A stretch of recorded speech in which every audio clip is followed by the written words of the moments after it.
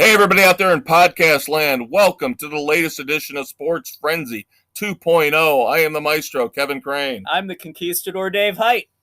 Welcome to the June the 3rd, 2021 podcast episode, taping the night of June the 2nd. Got a lot of playoff stuff to talk about, basketball and hockey. We're going to start off with the NBA. We're going to hold off for a second before I get into my rant mode. Like responsible podcasting journalists / commentators, we'll just take a couple minutes and hit the big news. That look at how these series are standing before I go off on my favorite quote unquote player of all time. Now, that being said, injuries are making a huge impact right now on the playoffs. Oh, it's insane. And we could probably do another entire episode on this because I begin to wonder how much of this is babying the players. How much is it that they're not being conditioned properly? But then you look at the Nets just blew through the Celtics, and we'll get to them in a second. Big changes for the Celtics today.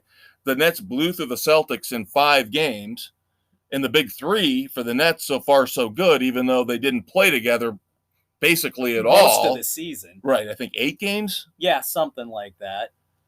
So maybe it's going to work for the Nets, but now we've got Anthony Davis out again for the Lakers. Now Joel Embiid is out for the Sixers with a meniscus tear. Yeah, that's usually a 5 to 6 week minimum. Yeah, and they say he's day-to-day. My ass, he's day-to-day. Yeah, you're lucky. It's only a minor tear. No, with the meniscus, there's no minor tear. Yeah, so, Chris Paul, the one that really worries me because, of course, I want the Lakers to go down in flames. The Chris Paul injury is the one that's really worrying me. His shoulder has been banged up most of the series with the Lakers. Yeah. And I think he re-aggravated it last night in the blowout win where a certain somebody decided he didn't want to stick around for the end of his big blowout loss, so he left the court 5 minutes early. Because he had to get treatment on his ankle. He had to get nook. Okay. I held off as long as I could. 2 minutes and 30 seconds. We couldn't even get the other stuff. LeBron can kiss my ass, okay? Not only does he leave the game last night, June the 1st, when the Suns go up 3-2 on the Lakers, he can't stick around to the end of the game and support the other teammates. As I mentioned, Anthony Davis was out, injured. So he goes 5 minutes early off the court. Sulking, as he does when things don't go his way. Last week, we had a lot of stuff. Dave and I were talking. A lot of stuff happened right around the time we taped last week. So some of these things we talk about here in basketball and baseball later on are going to be like things you're going to, that was a week ago. Well, we didn't get a chance to talk about them because they happened right when we were taping. And this is one of them. LeBron violated the health and safety protocols of the NBA last week. No! He went to some kind of a tequila sponsored event and got no suspension, no fine. How is it he gets away with it, but nobody else Even does? though he will not disclose whether he has had a shot or not. He will not tell people if he's been vaccinated. Yet, Kristaps Porzingis just for the Mavericks got a hammered. $50,000 fine because he was at a bar. Where's the equal treatment among your players here? It's LeBron. We don't treat everybody like LeBron. LeBron's the face of the NBA. Oh, so it went from being the Jordan rules to the James rules. And then he's got to rip on Orlando, the city that actually tried to accommodate everybody last year when they were in the bubble to try to get the NBA season finished and done without issue, without canceling the entire goddamn thing. And they won it in the bubble. He's going out and saying he hates Orlando. He can't stand Orlando. If he was ever traded to Orlando, he'd retire the next day. We don't need you in Orlando, LeBron. I don't care. I would hate the Magic if you were on the team. I would. You are the one player in the NBA that would make me hate my team. We've got Shaq in history. We've got Penny Hardaway in history. Tracy McGrady. We have got enough history. We don't need your lame ass creating drama down in Orlando. If we want drama, go to Universal Studios. Go to Disney World. There you go. All right, you mentioned the Celtics getting taken out in 5 games. Big changes in the organization as a result of that the next day. Danny Ainge retires as president of basketball operations, and Brad Stevens moves up from head coach to take that position. Very interesting how this is going to go. And now Stevens' first order of business, hire his replacement. Yeah, we'll get to more on the Celtics later when we're going to talk about this whole major topic about fan behavior versus athletes' behavior and who's to fault, who's to blame. Yeah. But there's a lot of stupidity that we'll get to. But I've heard a lot of people today bashing the Celtics, for laughing at them, how the Nets embarrassed them, and they blame Kyrie for everything. And this seems to me, if I was a Celtics fan, like a natural progression. If they feel like Brad Stevens can't take them any farther than he has, and he's been okay. He's been pretty good. He's had a pretty good run. Never been to the finals, but they have gone deep into the playoffs many times. He's getting them there. So, I maybe he is more suited. On the personnel side. Yeah, maybe he's good at finding the talent, weeding out the bad ones, finding the good ones. It'll be interesting to see who his first coaching hire is, though, to replace him. So, but I see a bad Austin Powers segue in there. Please allow me to introduce myself. However that was. All right, so overall, the NBA playoffs, we're looking at the Nets and the Bucks have already advanced, and they're heading to a collision here coming up, I think, starting this weekend. That should be a pretty interesting series with Giannis against the big three. It'd be very interesting to see. Bucks got a sweep, Nets, 4-1. So, almost. So, yeah, they should be fairly well rested and ready to go. Yeah. Now, we talked about Embiid. So, Philadelphia is up 3-1 in their series right now. Who knows how the Embiid injury will hurt them.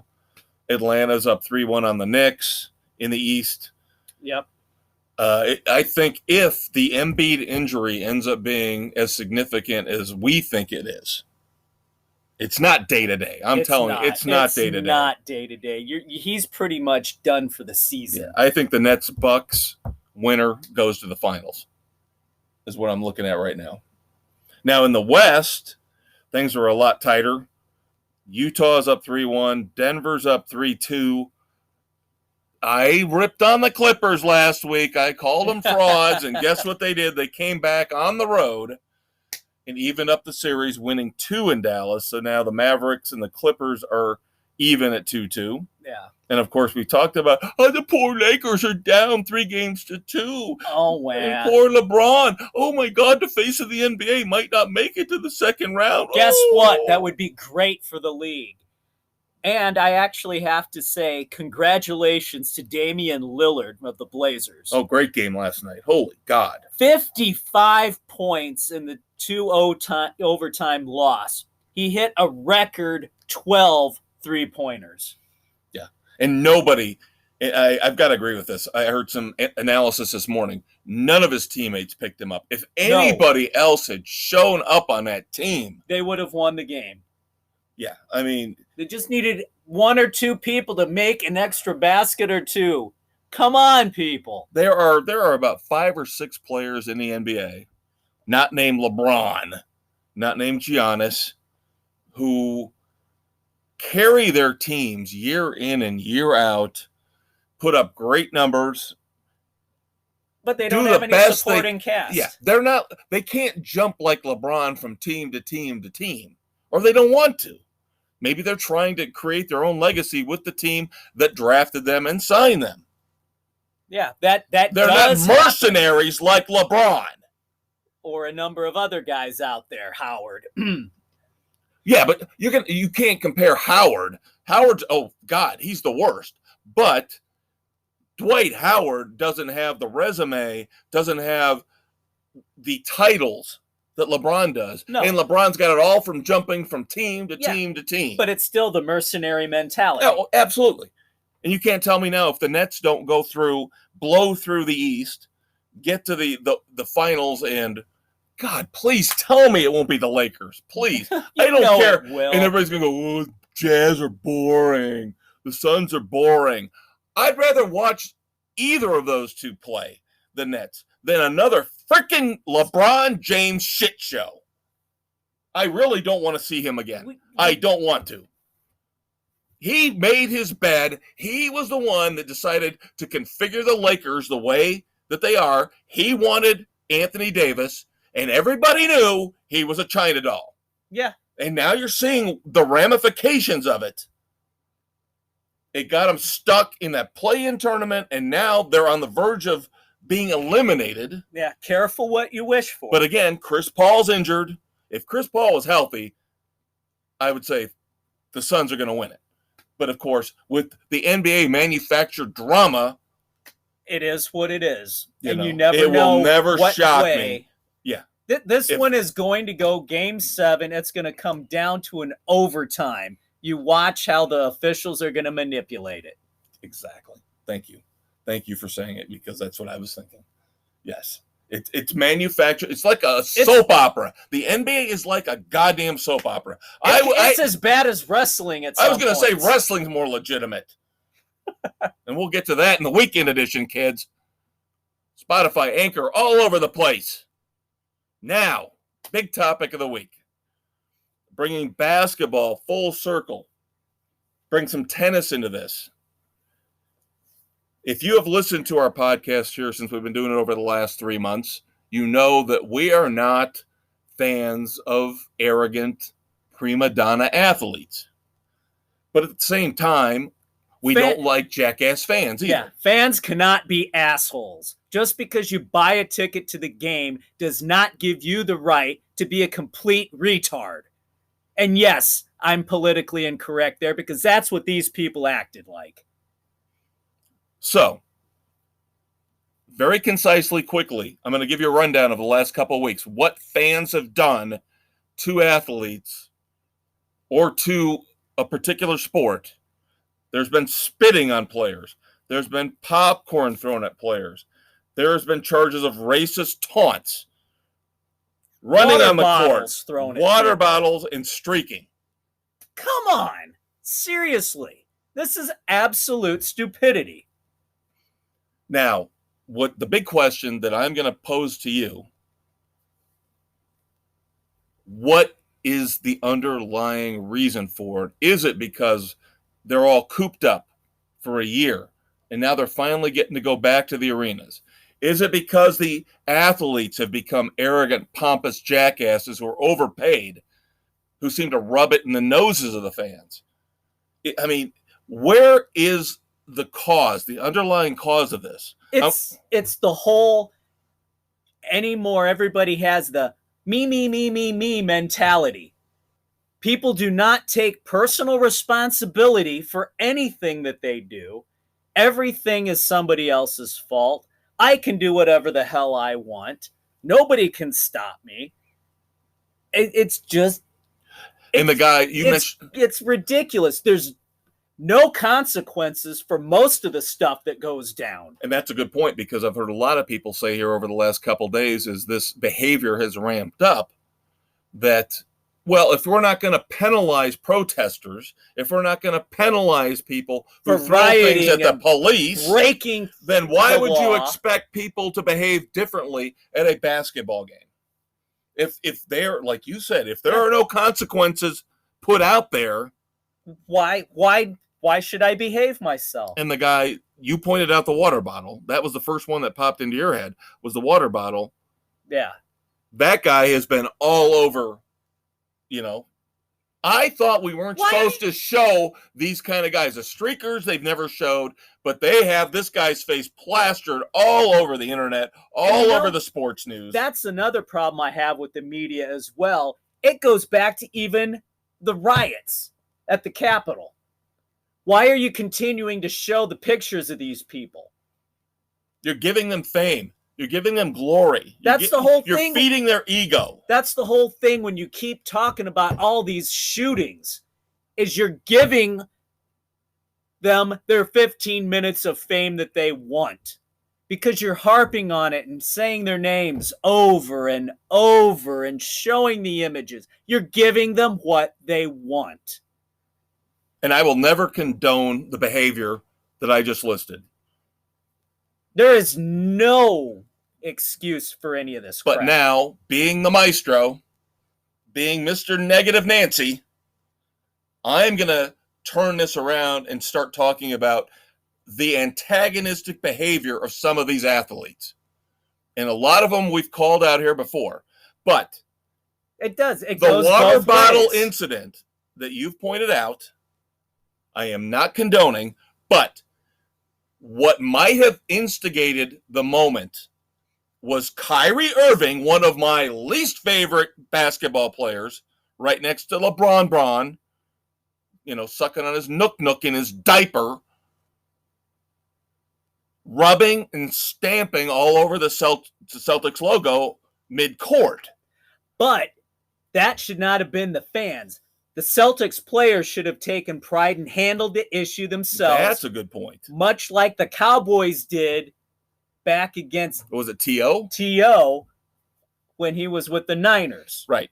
It should have been handled by the teams. But, again, this is where I'm kind of going with this, is that a guy like Kyrie Irving, who we've ripped on here for the last 3 months, and rightfully so, I would never, if I was a GM of a basketball team, number one, God help me, if I had to run a basketball team, there's got to be a better investment out there somewhere.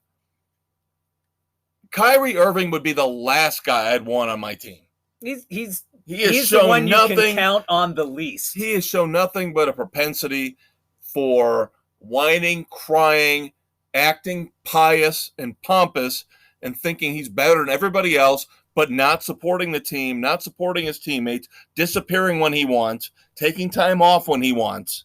And then he comes, and somebody, I think it was Amy Lawrence on CBS Sports Radio, I want to give her credit, was calling him a troll. Said he's a troll.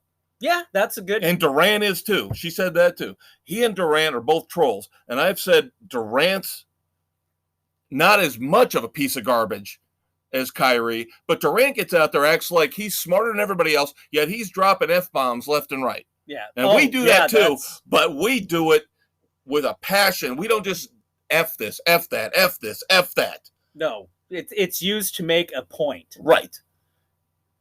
But somehow Durant, Irving are beloved in the NBA community. Everybody thinks they're great guys. I wouldn't want them watching my back. I really wouldn't. I'll say this about LeBron James. I will actually say something good about LeBron James. We've said he's a mercenary. I would rather have LeBron James as a teammate watching my back than these guys. Yeah, LeBron will stick up for his now, guys. If I started to whine and cry and bitch and moan and oh my God, I pulled my pinky finger, I'm going to be out for 6 weeks, then he might turn his back on me. Rightfully so. Rightfully so. But I wouldn't trust Kyrie Irving to watch my kids for 5 damn minutes. Look, a chicken. And I think you bring up a great point.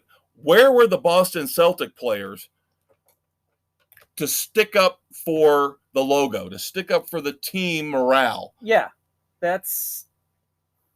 I don't know. It's crazy. All right, now we're going to bring this around to tennis, believe it or not, because as Dave said, the media's got a lot to do with this problem. Now, again, I'm going to be the negative guy. as we go to the French Open with Naomi Osaka, the number 2 player in the world with 4 Grand Slam titles to her name. She came out, skipped the first press conference, I believe, after her initial win, fined $15,000. Which, I'm sorry, mandatory talking to the press has got to go away. Well, and that's the argument, see? So here we go. Yin and yang.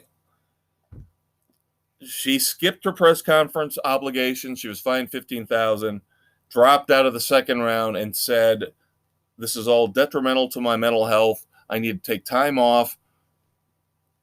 You know, she's not right. She is just not right. And I'm not saying that in a bad way. She hit a breaking point. She hit a wall, and she needs to get away. Understandable. It happens to everybody. And I know Serena stuck up for her. Now, what I've heard is that the possible point where the stress level for Naomi Osaka got really high was because of Serena, because of a match they had where Serena went ballistic, and I think she was screaming at everybody but her father. And I think Naomi took it badly and said, am I the problem? What's the problem? Why is she going ballistic? And I'm just speculating on that.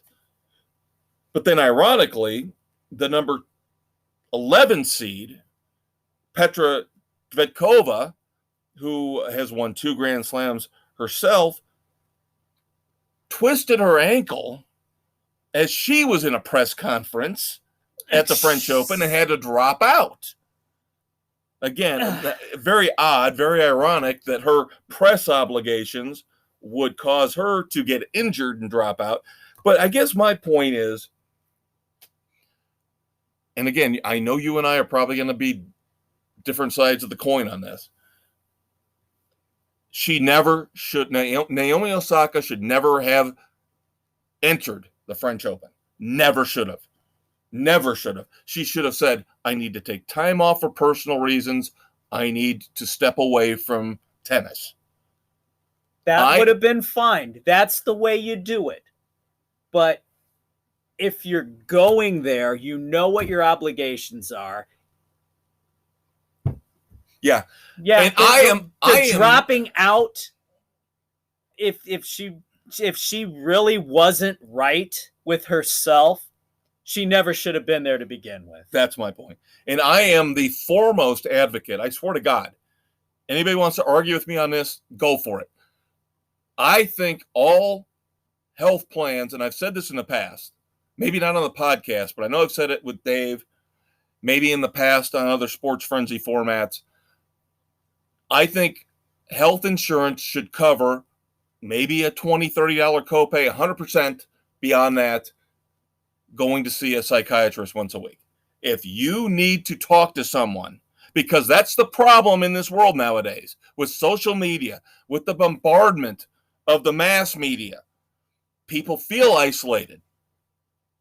Sometimes. It's ironic. It's like a 180 because of all the voices screaming at you from your internet, from your phone. All the trolls out there. People need to sit down with a professional sometimes and talk things out, because you're not going to get a healthy discourse that's going to help you out through Facebook or through Twitter. Those are the last places you need to go. Always said I would never, ever ridicule anybody that needed to go see a shrink once a week.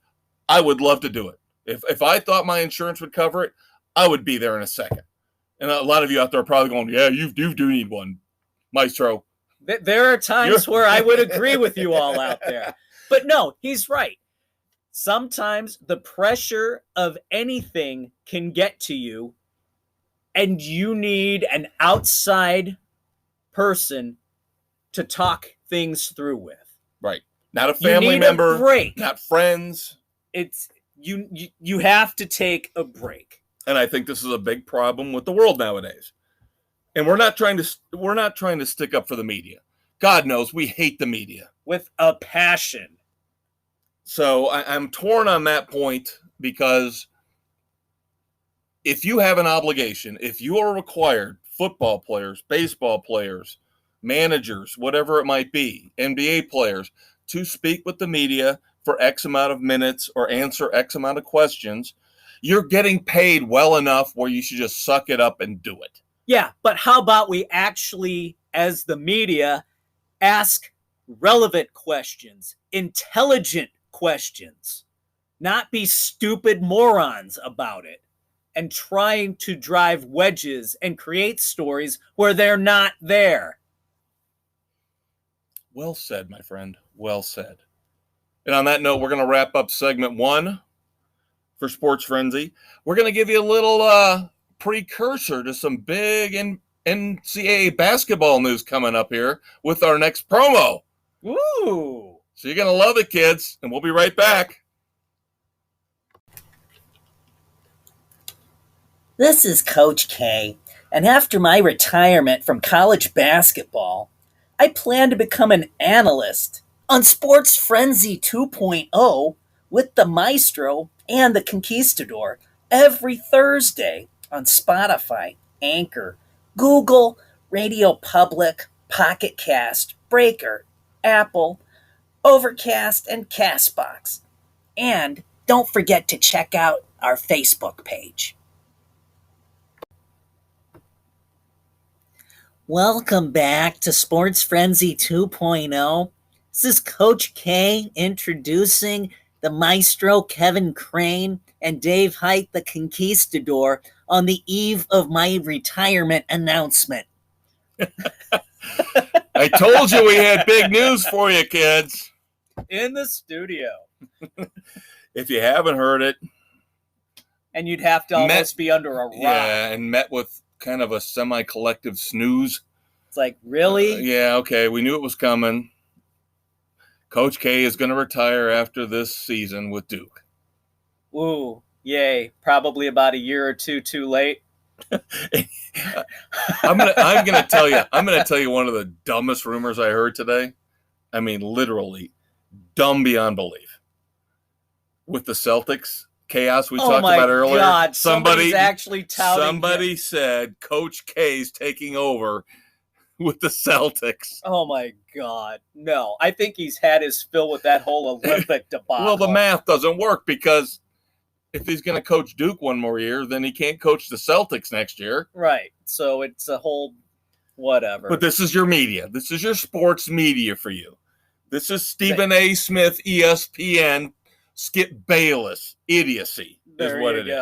Was it John Shire, his longtime assistant, is taking over, and he's been running the recruiting program for the last few years, so they should not skip a beat in that regard. Oh, see, I was thinking you might see like a Grant Hill kind of throw his name in that. Nope, they've already announced it. Okay.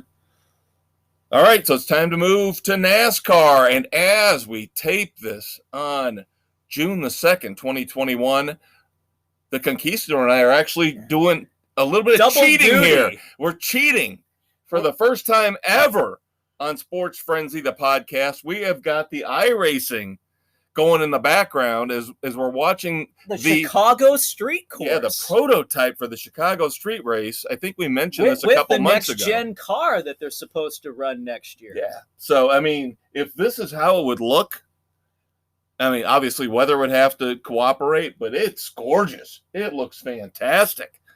We're not seeing a lot of passing zones, but... No, nobody can really get a handle on their car right now because as rough as the streets are, they're bouncing all over, but it's kind of cool. But NASCAR has talked about putting this in to the Cup Series. Yeah, I'm in favor of what I'm seeing right now. And, of course, the Conquistador and I, being the huge Cup fans we are, have been talking about you've got to get... Now that you've put so many road courses into the schedule, you'd have to drop one. Yeah, you can't add another one. So you would rather go. I would Indy take back to Indy's road course out and put them back on the regular track. Now, see, I would probably say get rid of the Daytona road course because that's the third race in the regular season for Daytona. They don't need 3. There you go. But you got to keep Circuit of the Americas. Just ignore the rain debacle. And Road America coming up, I imagine is going to be phenomenal. That should be We've talked fun. about that for years. That Road America should be on there. Right. And of course, Watkins Glen, Sonoma, obviously. See, now if you really want to shake things up out California way, throw Willow Springs, the fastest road in the West, out there. From GT. Gran Turismo, I know Willow Springs. Yeah. Throw Willow Springs out there. Maybe alternate that with Sonoma. Oof, that could be nice. That could be. Throw a little monkey wrench in everything once in a while. Yeah. Yeah, because didn't they take one race away from California? Yeah, they took one of the Fontana races away, right? Races. All right. Well, so maybe you bounce back and forth between Sonoma and Willow Springs. Once you hippie idiots out on the West Coast get your crap together, maybe you get another race back. They can't support everything they got as it is. Come on. David, tell us about Kyle Larson's dominance in the Coca-Cola 600. Oh, my God. He just obliterated the field. Well picked, Maestro. Thank you. That was a boring damn race. And the ratings actually were great, which shocked me because I would have figured people were tuning out. There was no excitement because there was no passing, really. I mean, well, like very you said, little. And Larson maxed out. He ran away with the damn thing, and it wasn't that exciting of a race to watch. No, it was not. And I said, I've never, with my feeble, fading memory as I grow older, I do not remember ever a Coca-Cola 600 finishing before 10:30 at night. Never. Usually you're getting close to between 11 and 12. Well, usually you're making it a true Memorial Day race. Yeah, you're going after midnight. Yeah. So this was just crazy. Yeah, I'll tell you what, it did feel nice. So finally for once to hit on a race or a baseball team or with your football picks to hit the perfect driver team. Yeah, it was great. So now I got a cushion, and now I'm feeling better. It gives Hendrick the most wins by an organization in NASCAR. 269. Yep. So big history here for NASCAR. And Hendrick wound up putting everybody up top again, too.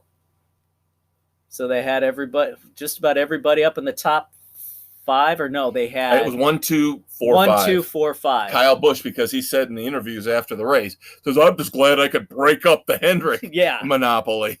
So they are running strong right now. Now, we're going to get to more history with the Indy 500, but I do have to give you my NASCAR rumor of the week. We still have not gotten confirmation on the Keselowski to Roush Fenway move yet, but he's being very coy about it. I think it's going to happen. He wants to make sure everything's in place before, which makes sense. Now, the new team with Jordan and Hamlin, is it 2311 or is it 23X1?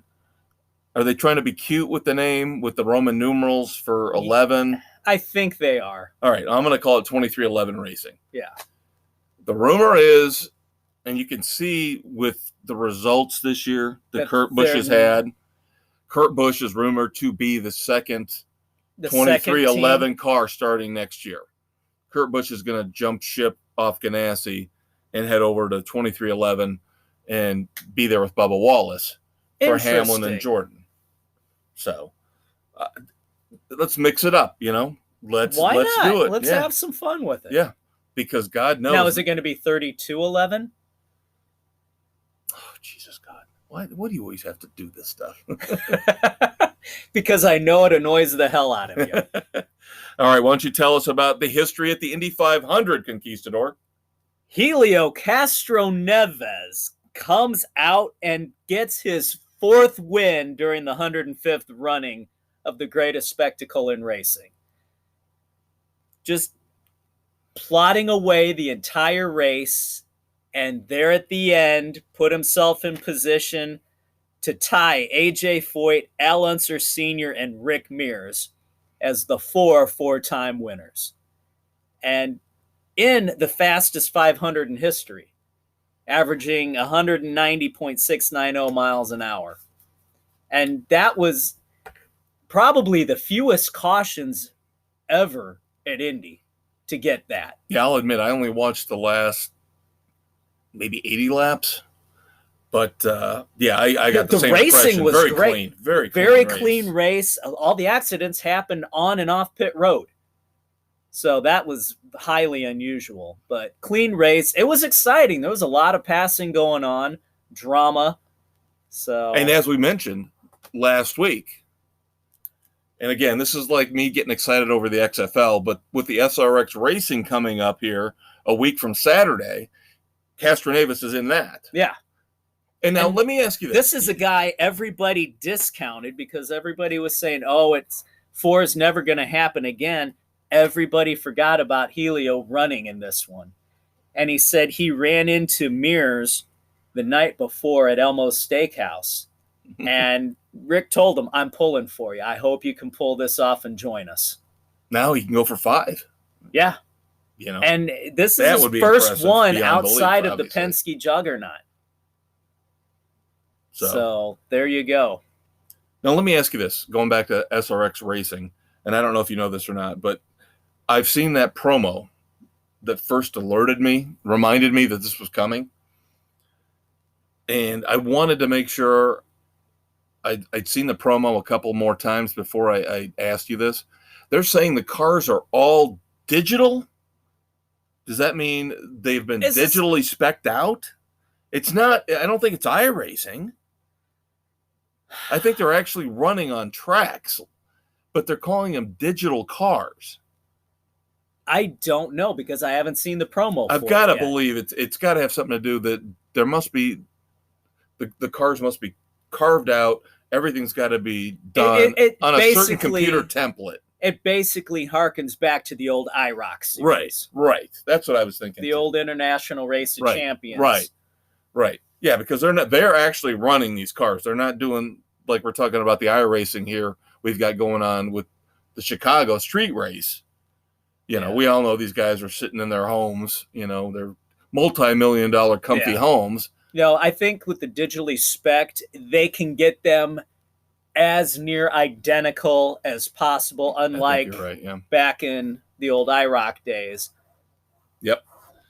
All right, so that being said, it's time to make our picks for race 16 of the NASCAR Cup Series, the Toyota Save Mart 350 from Sonoma. We were just talking about road courses.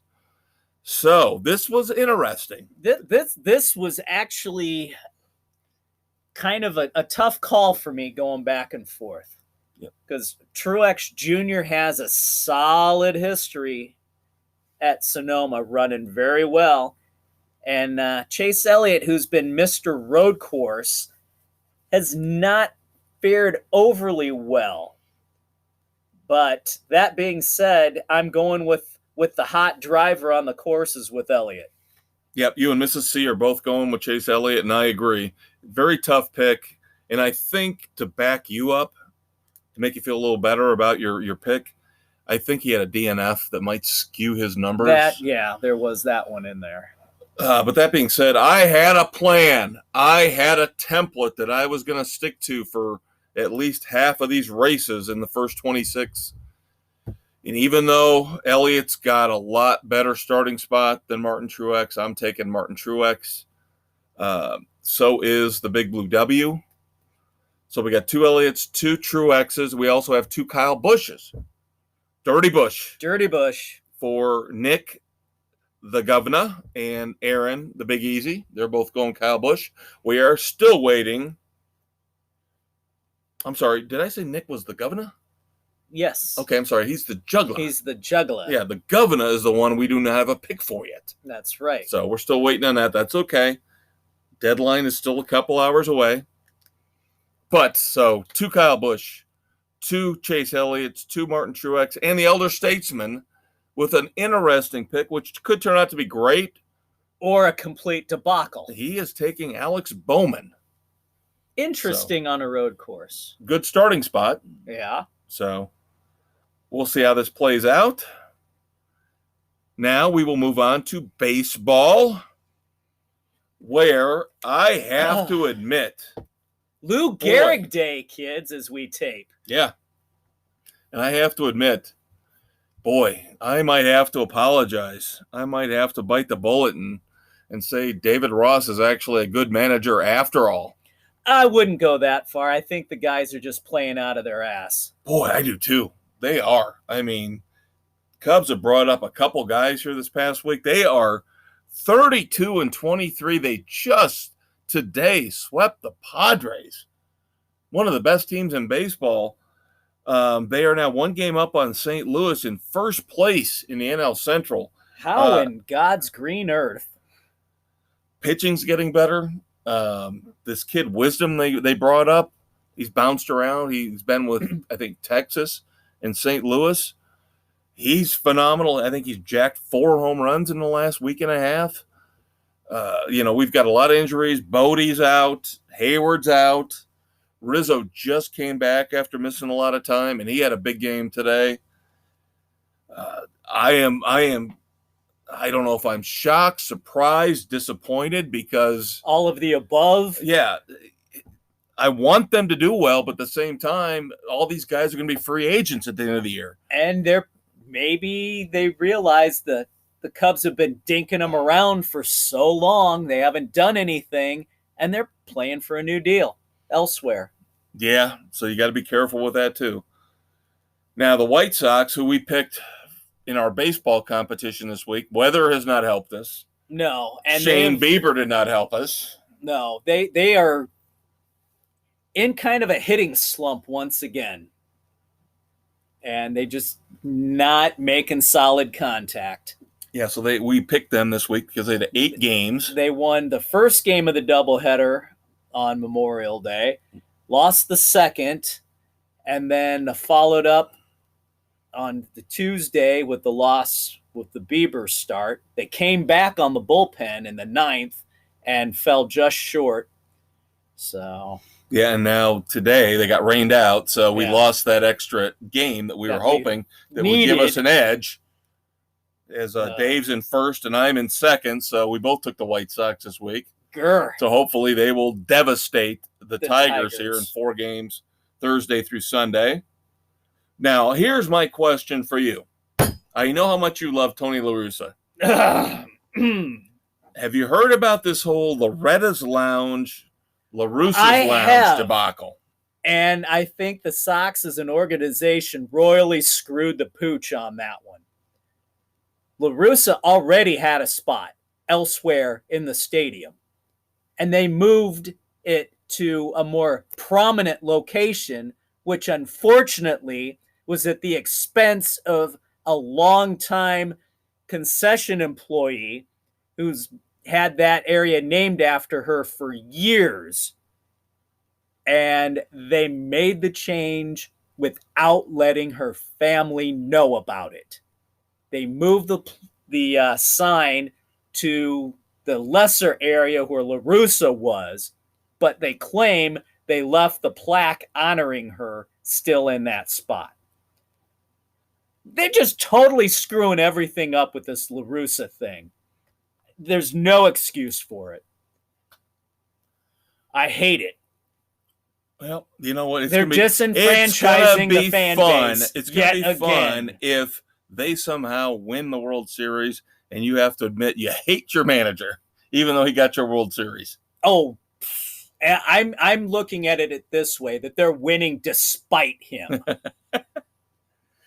All right, other baseball news. I have to give a shout out to the Sports Frenzy West manager, the Big Blue W, Bill Lazowski. He's been throwing some Major League Baseball trivia at us weekly. And there are 2 milestones that we have to talk about here that have hit Major League Baseball in the last couple of weeks. Number 1, the 20,000th MLB player came up about a week and a half ago. The Mariners catcher Jose Goday. Goday for him. I think it's Goday. Godoy. Wouldn't that be Goday? I think so, as the Aussies would say. Where's Crocodile Dundee? So, and then the 2 millionth run was just scored here the last week. I saw by the Twins' Josh Donaldson. And of course, because he's got nothing better to do. He's retired. The Big Blue W's got So all he can do is spit all crunch this numbers. useless crap out to us. Well, we've got to worry about making payments and living our lives and raising our kids. And doing this wonderful show for all of you. But we love the Big Blue W. We still wish he was here. And if he was, he would be doing this with us. Yep, that he would. All right, we did not mention, we forgot last week, Corey Kluber of the Yankees did get the 6th no-hitter of the season on the 19th of May. Yep. Have not had one since. You would have figured we might have. By now, the way at this things were point. going. The Angels have had some drama this week. No, really? Out in California?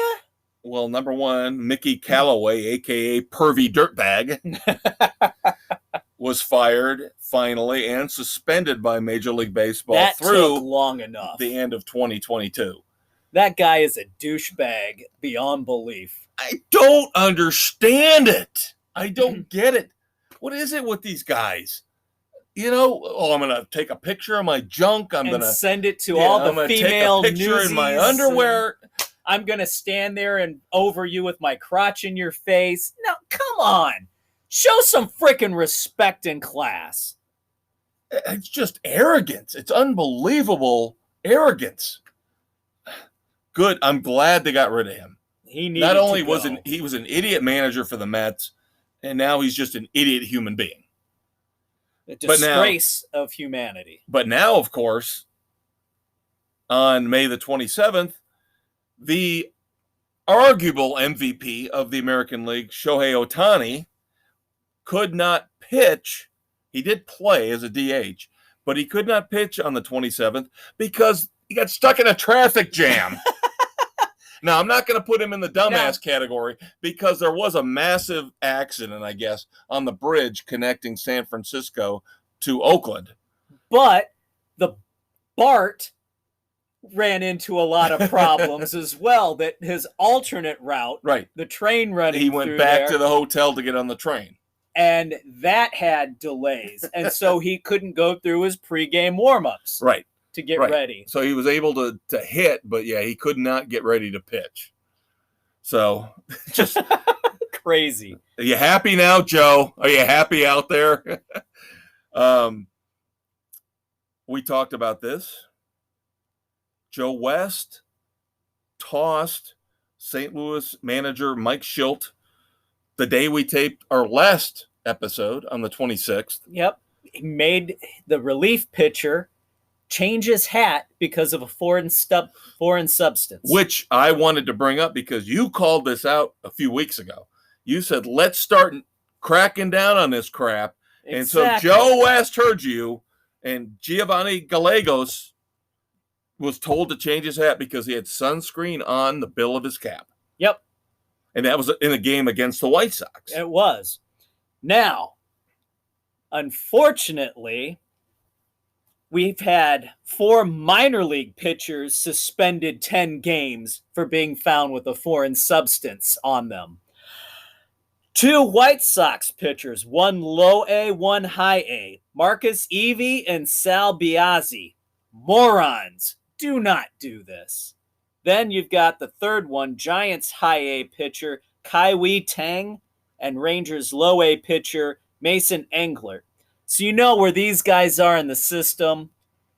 They were trying to do something to get that little extra to maybe get them noticed within the organization.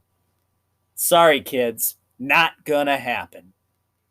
Did you say the one guy's name was Tang? Tang. T-E-N-G. Tang? Kai-Wei Tang. You could never go wrong getting some Tang. And here you just talked about the former manager. This is why we're explicit and not clean. All right, some injury news. We talked about basketball with the injuries that are changing the face of the playoffs. Now in baseball. Tatis is out again. Jack Flaherty, who was the runaway Cy Young leader for the Cardinals, he's out now for an extended period of time. Either a strain or a tear of his oblique from hitting, from a swing. And of course, Do you really think you need a DH now? yeah, and yes, great point. Wouldn't it have been better to have just bit the bullet and kept the DH in the National League? We've talked about the commissioners, and I've stuck up for Goodell. But I will not stick up for Silver in the NBA and this idiot in baseball. Oh, Manfred's just a moron. No. And now, of course, the Nationals are dealing with yet another Steven Strasburg injury. No. He just came back, and of course, he pitches, I think, 1 1/3 innings, and he had to be pulled. Yeah. The China doll syndrome in sports continues. Yeah. Well, the Sox reliever Michael Kopech is on the IL now. I didn't know Kopech was out, really? He landed wrong in one of his outings last week, and it tweaked his hamstring. But we alluded to this earlier. What is it? Is it the conditioning? Is it these guys are just babies? What is it? I don't know. In Kopech's thing, it was just the landing on the mound. He was away and just kind of overstretched it. And they're being precautious because they're treating him with kid gloves coming off the Tommy John surgery. Right. And he's young, and he's got the brightest freaking future out there. Yep. And they want him for the playoff run. Yep. Tatis, he's going to be Tatis one of those was really putting up some massive numbers. Coming off that shoulder dislocation. Because when we were predicting our preseason awards, you had Acuna Jr. and I had Tatis Jr. And they were going neck and neck. Yeah. They really were. And then right now the big difference is Acuna has been able to stay healthy where Tatis hasn't. Yeah. So it gets interesting. Yes. Where we're at with that part. And then do we want to go with, well, no, I'm going to save that. You know what I think we need to do? We need to do old school right now. We need to go back in time to an old school actor who loved Sports Frenzy so much, and he decided to do a promo for us. Oh, yeah, it is that time, kids. Yep, so hold on for a second. Old school actor going to do a promo for us, and we'll be right back. For our weekend edition. Yes. Please check out our weekend edition, now available all over the place, as you will hear in just a second. Stay tuned. Listen to Sports Frenzy 2.0, the weekend edition, on Spotify, Anchor, Google, Radio Public, Pocket Cast, Breaker, Apple, Overcast, and Castbox, as the Maestro and Conquistador give their reviews and news on music, movies, TV, books, and more every Saturday. They can't help themselves.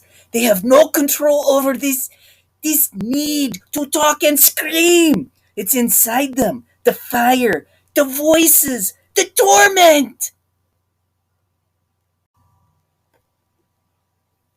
Hey kids, welcome back to the cooling studio as we get ready to take on the NHL. I'm the Conquistador, Dave Height.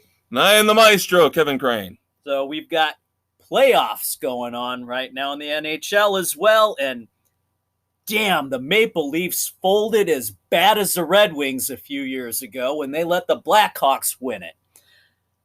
Maple Leafs lose to the Canadiens in the series after being up 3-1. Ouch. That hurts.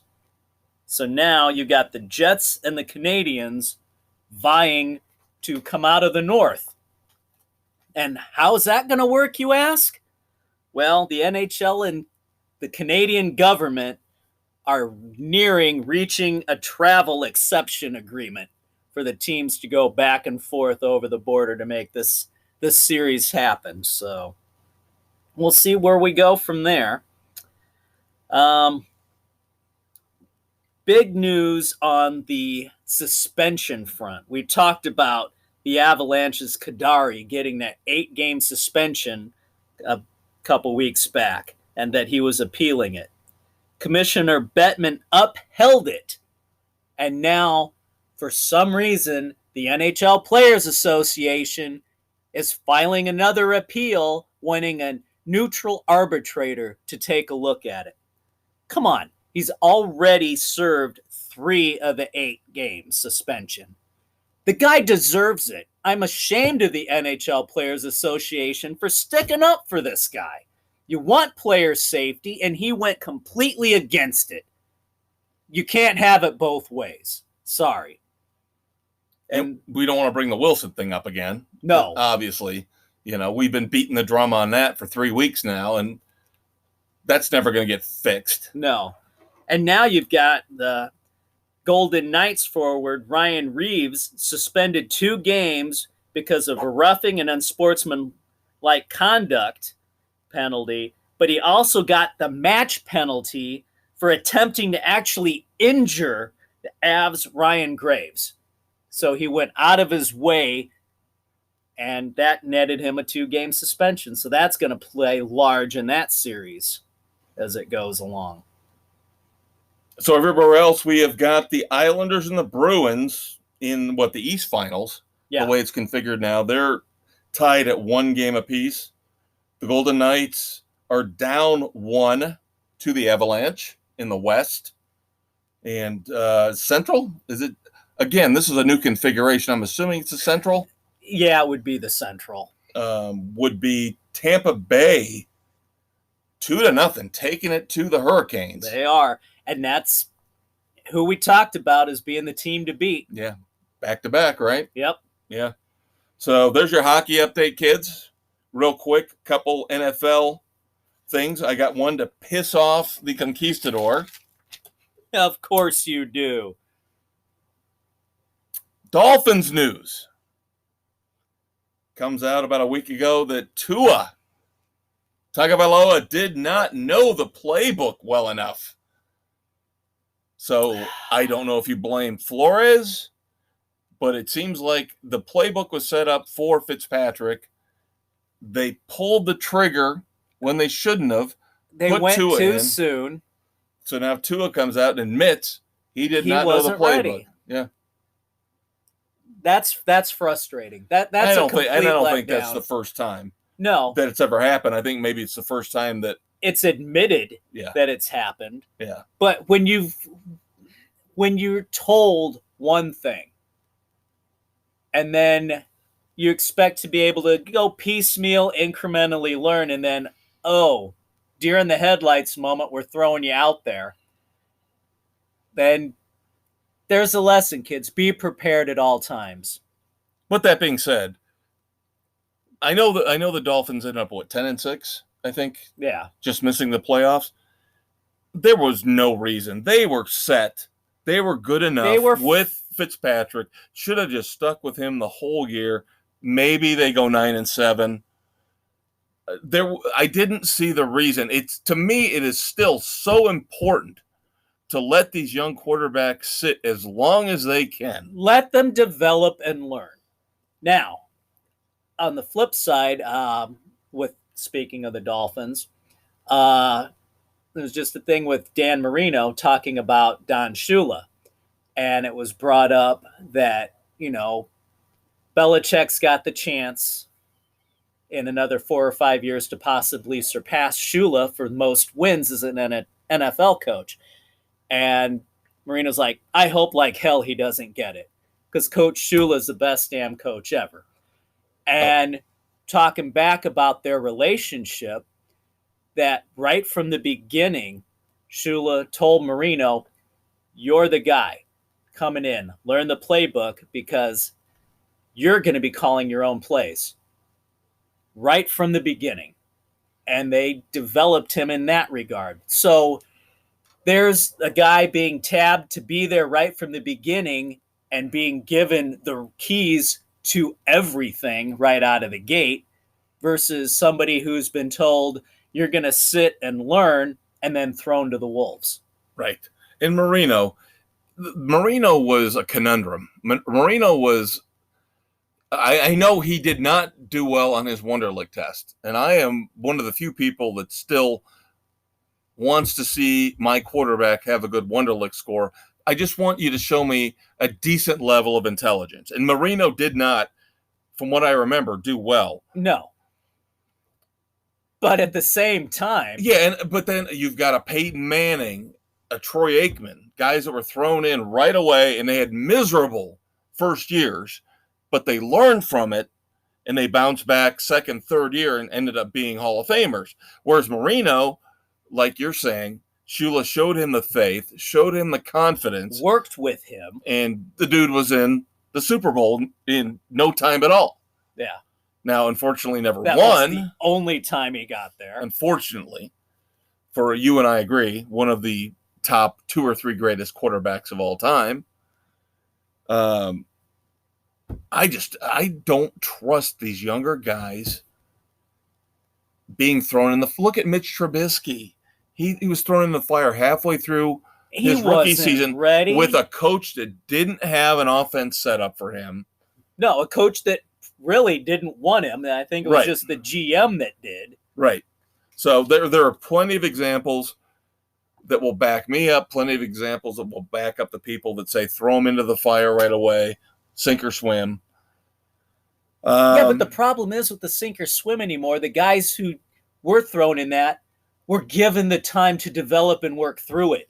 You don't have that anymore. There's no patience in this day and age. Right. Look at Josh Rosen. When did Josh Rosen ever get a chance to prove himself as a quarterback? He didn't. So we'll never know if the guy could have been any good if he'd been in the right situation, given a chance to learn. So we'll see. The NFL has set the cap ceiling for 2022 at $208.2 million. So 208.2. What did I say? No, I'm just saying the 0.2, really? Yeah. You couldn't make it an even number. Oh, come on. The number of crunchers, the bean counters have got to be specific. So, but this is going to be good for the NFL for next year. They obviously anticipate coming out of the COVID mess. So now that's going to jump if it gets even close to the ceiling. Now, this is the most it can be. Right. Every year they have to negotiate this with the players' union. But if this would even be 206, 207, that means a lot more guys are going to get a lot more money next year. Yeah. So if Ryan Pace is still the Bears GM, that means he's going to overpay some dirtbag that we don't need or don't want. Do not pull another Quinn deal. Good news on that, though. The June 1 deadline has passed. So now guys like Aaron Rodgers can be traded. Deshaun Watson can be traded. Julio Jones can be traded. Nick Foles can be traded. And we don't take the cap hit that we would have before June the 1st. Right. Now, that being said, I still think the Packers should hose Rodgers. Call his bluff. Don't trade him. Keep him on and make his ass retire. I still don't understand why does he think he's going to succeed more in Denver? Because that's the only team that can really take him on. He's never going to play better than Pat Mahomes. I'm sorry. He's not. It's not going to happen. You're talking about, what, a 13, 14-year age difference? Yeah. And sorry, you're not going to compete with him. Better coach with Kansas City. Yes. Arguably better weapons. All around. Sometimes you should be happy with what you have. Yep. Shut up and just play. And speaking of Julio Jones, a couple weeks ago on live TV, he told Shannon Sharp, not sure if he knew that he was live. Right, but he said, I'm out of Atlanta, basically. Now, the funny thing about this is there's rumors that there's one team that has offered a first-round pick for him. Why would you offer a first for him at this point in his career? career? Then the follow-up was they didn't connect the dots. They didn't say this was a team that offered the first-round pick, but they said Seattle was negotiating with the Falcons for Julio.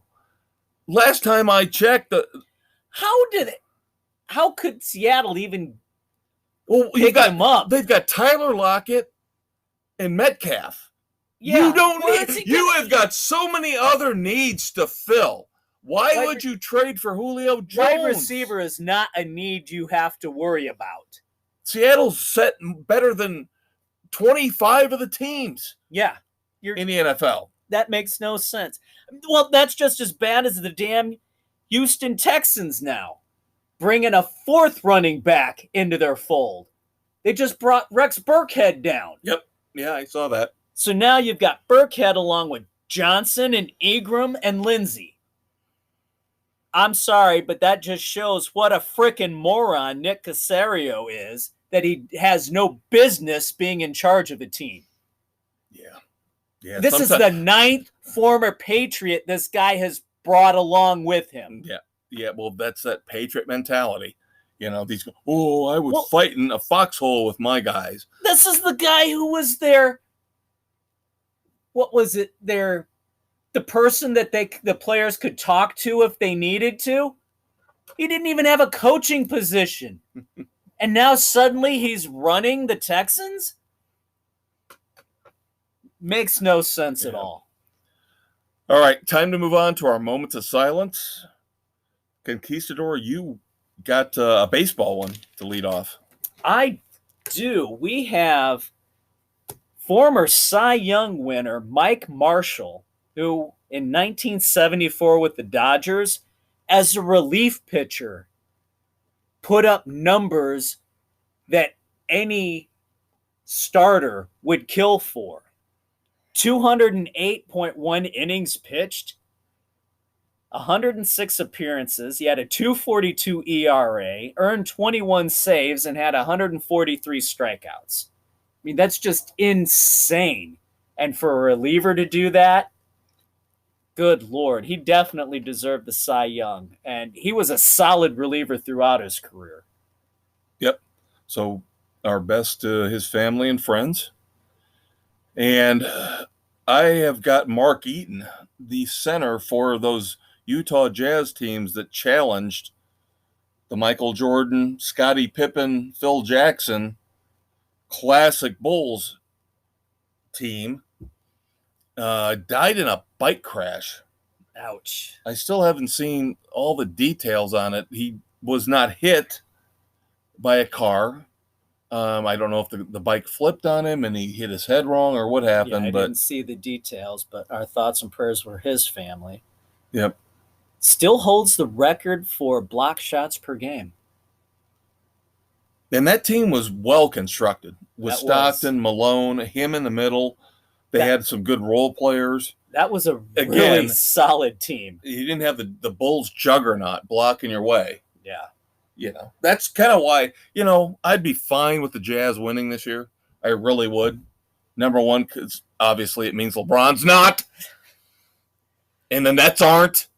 But this is an organization that has struggled, but they've put together solid teams and they do things right. And they're a class organization, because going back to what we were talking about in our first segment, there was an incident with some kind of racist taunting with John Morant of the Memphis Grizzlies.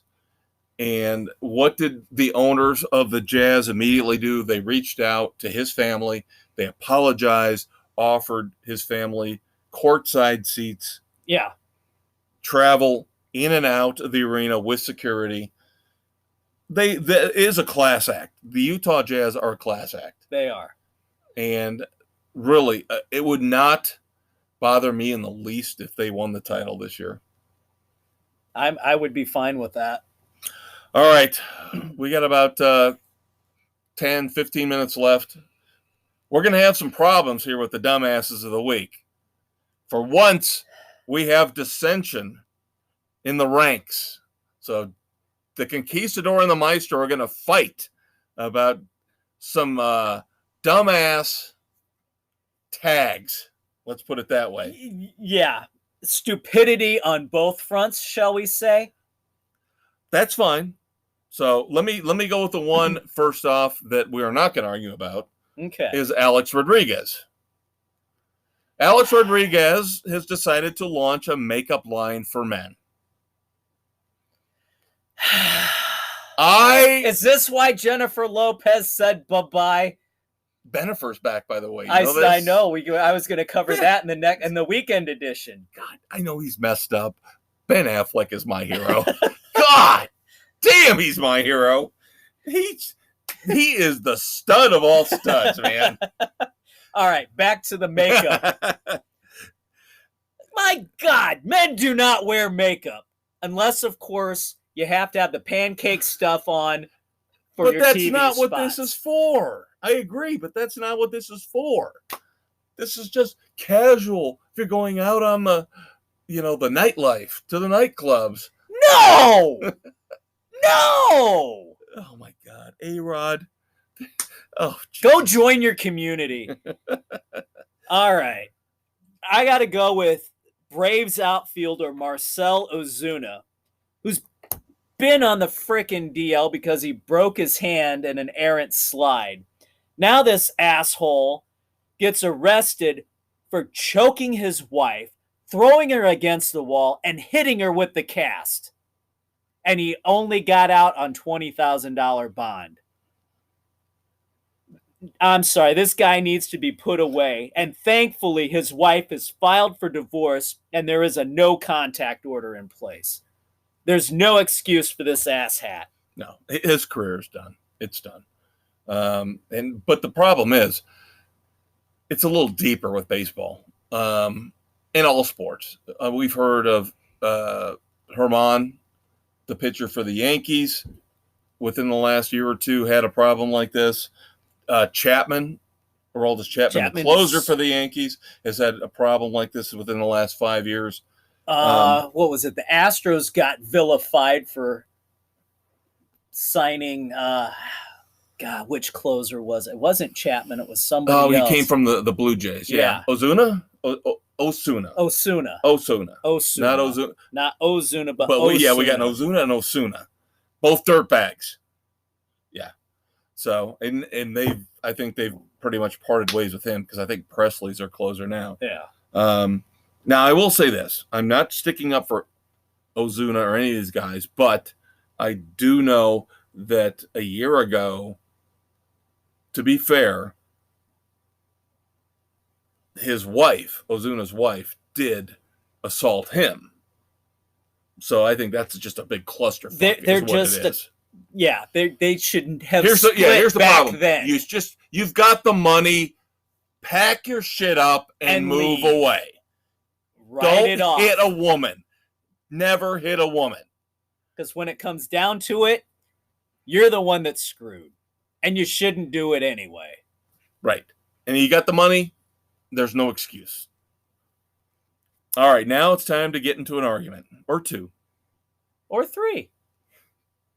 I am going to call out the dumbasses called the Advocates for Minor Leaguers because they posted pictures of the Oakland A's AA food vendor, the food they gave these guys on a road trip, I believe to Texas. I could be wrong on that, but everybody's up in arms and they end up getting fired. And of course, I guess I'm in the minority because I'm like, what is the big hairy goddamn deal? They forgot to put the meat in a sandwich and all of a sudden they're the scourge of the earth. It wasn't just the meat missing from the sandwich. The other picture was one small little piece of chicken, a tomato, and an onion in a frickin' taco shell.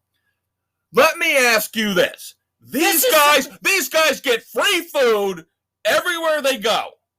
There are people out there starving to death, would have killed for that meal, but, oh no, the poor minor leaguers don't get lobster bisque and freaking, shrimp on the Barbie. Kiss my ass. I'm sorry, but if a team is paying a vendor to feed their players in the minor leagues, they should be getting the food that they're paying for. This seems like it's a freaking vendor trying to undercut and make more of a profit. That's fine. I will agree with you on that.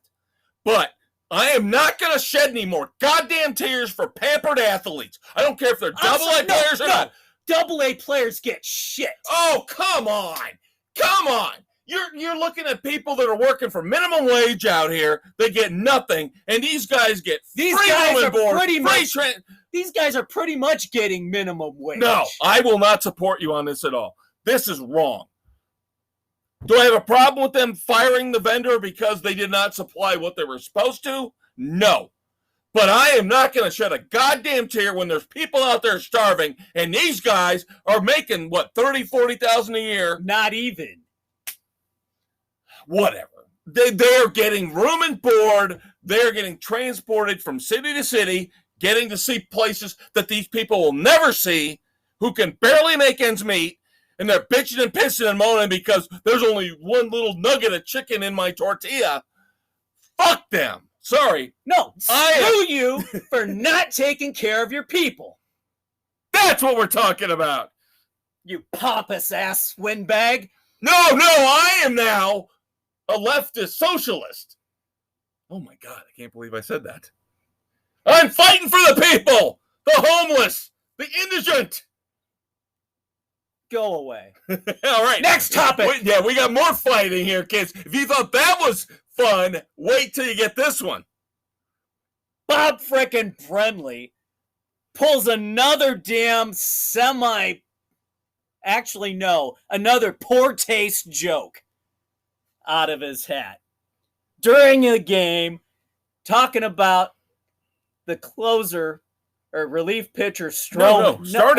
pitcher Stroman wearing a do-rag, and his comment was, gee, I wonder if that was it the same do-rag that Tom Seaver wore. Dude, come on. How is that racist? It's not, but it's just a stupid comment. See, now, Dave had Bob Brenly down as a dumbass, and I had Marcus Stroman down as a dumbass. Because Brenly has been called out for stupid things before. Oh, my God. Marcus Stroman is one of the biggest asshats in baseball. Regardless.